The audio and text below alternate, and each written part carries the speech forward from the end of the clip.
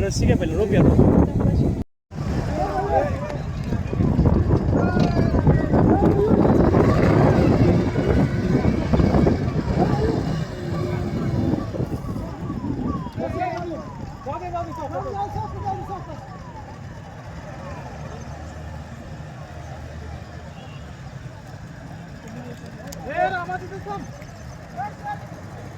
उसको कपड़ा रहता है ना, जो कपड़े में इधर तो वो फिक्स होके वो हम लोग खींच सकते हैं.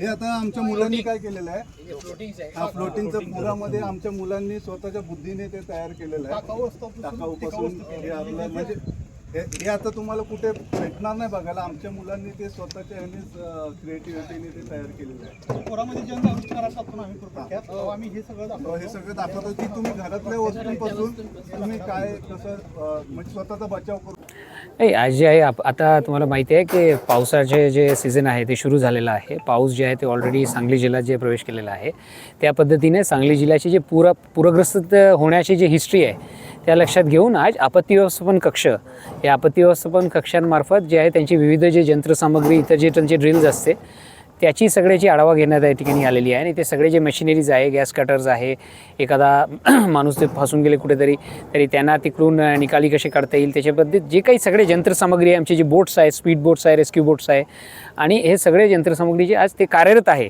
हे बघण्यासाठी या ठिकाणी त्याची जी आहे एक मॉक ड्रिलसारखा ते केला गेलेला आहे. आणि सगळे यंत्रसामग्री आता सद्यस्थितीत व्यवस्थित आणि कार्यरत आहे. आणखीन काय साहित्य मागवण्याच्या दृष्टीने आपल्याला सूचना आल्या का? साहित्य सद्यस्थितीत जिल्ह्यात म्हणजे महानगरपालिका असेल किंवा जिल्हाधिकारी कार्यालय असेल, ग्रामीण क्षेत्रामध्ये असेल, आता पुरेशा साहित्याची उपलब्धता या ठिकाणी आहे. कुठेही एक ठिकाणी जर आवश्यकता असल्यास पूर्ण जिल्ह्याचे सगळे साहित्य त्या ठिकाणी केंद्रीभूत म्हणजे त्या ठिकाणी डिप्लॉय करता येईल.